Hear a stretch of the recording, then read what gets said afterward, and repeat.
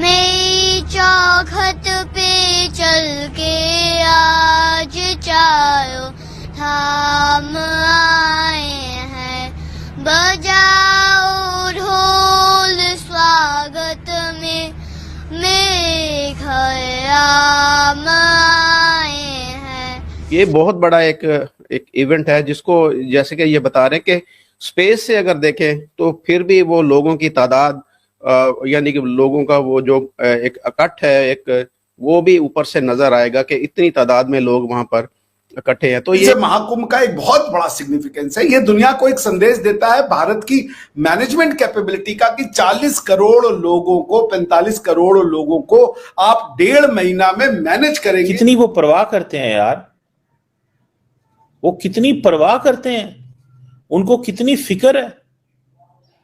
For them इस चीज की क्या उन्होंने देखे, उन्होंने क्या वैल्यू बना दी है। उत्तर प्रदेश के अंदर प्रयागराज के अंदर इसको सेलिब्रेट किया जा रहा है एंड लोग इसको बहुत खुशी से एंजॉय कर रहे हैं। वहां पर ना सिर्फ आपको हिंदू नजर आएंगे बल्कि हर मजहब के लोग कनेक्ट होते हैं इन चीजों को देखने के लिए, क्योंकि कल्चर है, ट्रेडिशंस हैं, फेस्टिवल्स हैं, तो ये कलेक्टिव हर कोई सेलिब्रेट करना पसंद करता है। और 144 ईयर्स के बाद ये आता है, यानी कि आपकी 3 पीढ़ियां 3 जनरेशन्स के बाद जाकर ये आएगा। तो और 40 करोड़ से भी ज्यादा लोग। भारत दुनिया की स्पिरिचुअल गढ़ है, जो स्पिरिचुअलिटी ढूंढना चाहता है, जो माइंड को फ्री रख के कुछ ढूंढना चाहता है, जो स्वयं को ढूंढना चाहता है, वो यहाँ आए। उसको कोई बंधन नहीं है उसके ऊपर कि ये सही है। जैसे जुड़ गई मेरी कहानी से। तो ये बहुत बड़ा एक इवेंट है जिसको जैसे कि ये बता रहे हैं कि स्पेस से अगर देखें तो फिर भी वो लोगों की तादाद यानी कि लोगों का वो जो एक इकट्ठ है एक वो भी ऊपर से नजर आएगा कि इतनी तादाद में लोग वहां पर इकट्ठे हैं। तो 40 से 45 करोड़ लोग जिस स्टेट के अंदर आएंगे उनकी तो मौजें लग गई। वो वहां पर देखें, एक तो उन्होंने वहां पर रहना है, वहां पर खाना पीना, फिर वहां पर वो शॉपिंग करेंगे। पूरी दुनिया से, सिर्फ भारत से ही नहीं आए, जैसे कि ये बता रहे हैं कि सिर्फ भारत, पूरी दुनिया से लोग इसमें शिरकत करने आ रहे हैं। और जो भी आएगा उसकी कोशिश होगी कि वो यहाँ से आकर कुछ खरीदारी करे, कुछ ऐसे तोहफे भी लेके जाए अपने फैमिली के लिए, अपने दोस्तों के लिए, और बताए कि ये देखे वो यादगार होती है ना कि हर इतने सालों बाद। और ये देखे कि 144 साल बाद आया और हमारी उम्रें कितनी है, 50 साल, 60 साल, 70 साल, इतनी तो हमारी उम्रें हैं। तो अगला जो महाकुंभ है वो किसने देखना? किसी ने भी नहीं देखना। इसमें से कोई एक बंदा भी ऐसा नहीं होगा जिसने अगला जो 144 साल बाद जो महाकुंभ आना वो देखना है। तो एक यादगार इवेंट है। तो यादगार इवेंट के अंदर जो है वो जो मैं समझता हूँ कि यूपी की सरकार की तो मौजें लग गई हैं, और जितना रेवेन्यू ये इनको जनरेट होगा ये मुझे अभी आइडिया नहीं है कितने दिन का है। ये 40 दिन यहाँ पर एक भाई हमारे लिख रहे कि 40 दिन का। तो 40 दिन के अंदर तो मेरे ख्याल में वो इतनी ज्यादा इकोनॉमी उनकी बूस्ट कर जाएगी, इतना ज्यादा रेवेन्यू उनके पास जनरेट हो जाएगा कि उनको तो सारा जो है वो मामला जो है वो सेटल हो जाएंगे, सारी चीजें उनकी बेहतरीन हो जाएगी। तो उसके साथ साथ जो इमेज बेहतर होगा, इमेज तो ऑलरेडी बेहतर है, और मजीद बेहतर होगा कि ये देखें कि पूरी दुनिया से लोग जो हैं इस तरह के फेस्टिवल में शरीक हो रहे हैं और किसी मजहब की तफरीक के बगैर। ये सबसे बड़ी चीज है कि किसी भी मजहब की तफरीक। 40 दिन है, ये भाई हमारे कमेंट्स कर रहे हैं, यहाँ पे बता रहे हैं। और इससे कितना फायदा होगा? एक आपकी इकोनॉमी बेहतर हो गई, एक इतने सारे आपके इंडिया से, पूरी इंडिया से लोग जा रहे हैं वहां पर शिरकत कर रहे हैं, पूरी दुनिया से लोग शिरकत कर रहे हैं, आपकी इकोनॉमी भी बेहतर हो रही है, आपका इमेज भी और बेहतर हो रहा है, और क्या चाहिए? तो ये सारी चीजें हैं। और उसके साथ साथ में एक पैगाम जो पूरी दुनिया को जा रहा है वो अलग से है।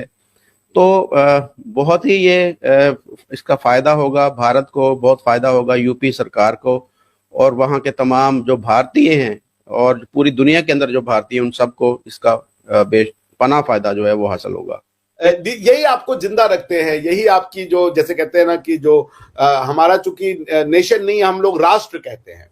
राष्ट्र का मतलब होता है कॉमनवेल्थ। जैसे कई लोग राष्ट्र को नेशन से कंपेयर करते हैं, राष्ट्र इज नॉट नेशन, राष्ट्र इज कॉमनवेल्थ। तो ये जो भारत का कॉमनवेल्थ है, कॉमनवेल्थ मतलब एक देश के जब बनता है वहां की नेचुरल रिसोर्सेज से, ह्यूमन रिसोर्सेज से, और जो रिसोर्सेज मिलकर के सोसाइटी बनती है तो उसको आप कॉमनवेल्थ कहते हो। जैसे आप देख ले, हम लोग आज भी ब्रिटिश कॉमनवेल्थ का हिस्सा है, ठीक है ना। तो वो जब कॉमनवेल्थ वही कहते हैं, जब plurality of humanity come together to live together, उसको वो कॉमनवेल्थ कहते हैं। तो जो वो कॉमनवेल्थ कहते हैं, हॉब्स ने किताबें लिखी थी, हमारे हजारों साल पहले भारत को ये समझ गया, भारत के बारे में ये था कि ये नेशन नहीं है। नेशन में होता है कि कॉमनैलिटी, जैसे पंजाबी पश्तून नहीं हो सकता, पश्तून पंजाबी नहीं हो सकता, बिहारी जो है वो राजस्थानी नहीं हो सकता, राजस्थानी बिहारी नहीं हो सकता, ये अलग अलग रहते हैं, ठीक है ना। तमिलियन जो है वो यूपी वाला नहीं हो जाएगा, यूपी वाला तमिलियन नहीं हो जाएगा।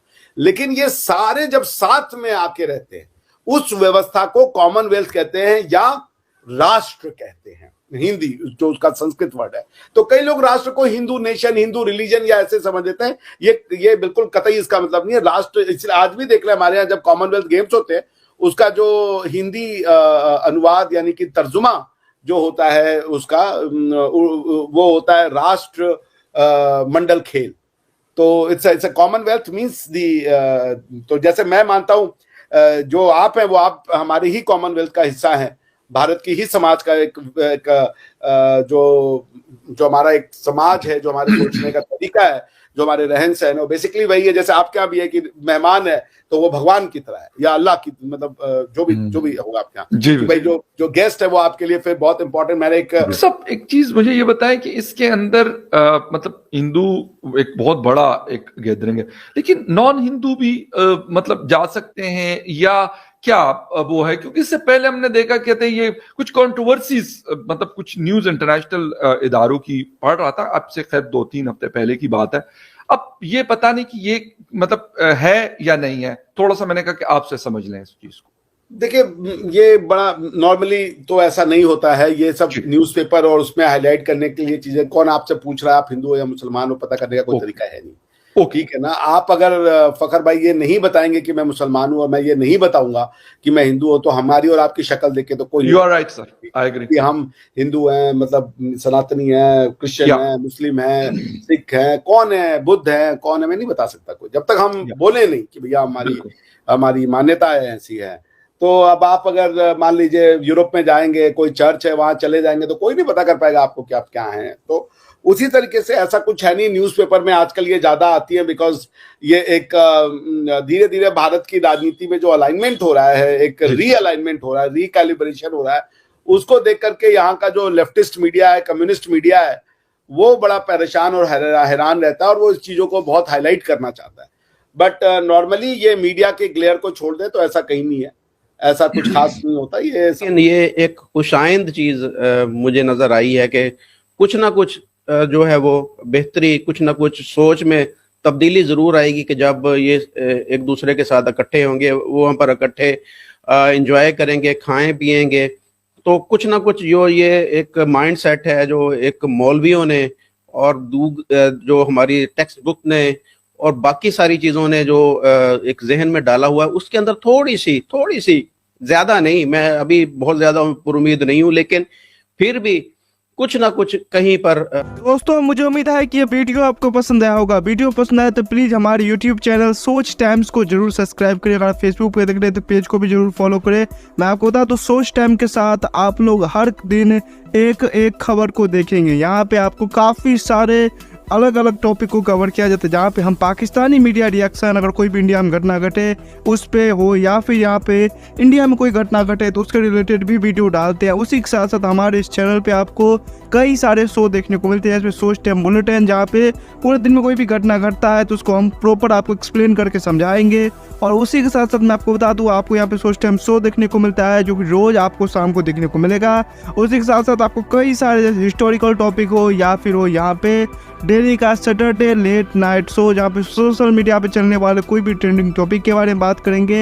ये काफ़ी ज़्यादा हमारा जो चैनल है वाइब्रेंट होने वाला है, काफ़ी बेहतरीन आपके लिए ऑप्शन होगा। तो हमारे चैनल को एक बार जरूर विजिट करेगा। आप ये वीडियो यहाँ तक देख रहे हैं, एक बार जरूर सोच टाइम को विजिट करें और सब्सक्राइब करें। इस चैनल को आप सब्सक्राइब करने के बाद मेरे हिसाब से और किसी भी चैनल को आपको सब्सक्राइब करने की जरूरत नहीं है, क्योंकि यहाँ पे आपको हर एक टॉपिक के रिलेटेड वीडियो देखने को मिल जाएगा। तो प्लीज सोच टाइम्स को जरूर सब्सक्राइब करें। दोस्तों, अगर आपके भी घर में कोई किड्स है या फिर अगर आपको टॉय कार, टॉय ट्रक का वीडियो देखना पसंद है, तो मैं आपको बताऊंगा कि सोच टाइम्स ने अपना एक नया प्रोजेक्ट लॉन्च किया है, जहाँ पे हमने एक नया प्रोग्राम शुरू किया, एक नया चैनल शुरू किया जिसका नाम है TRC टॉय। यहाँ पे आपको बच्चों के रिलेटेड जो है यहाँ पे टॉय वीडियो देखने को मिलेगा। तो अगर आप इंटरेस्टेड हैं तो डिस्क्रिप्शन में लिंक है, जाके चैनल को सब्सक्राइब कर लीजिए।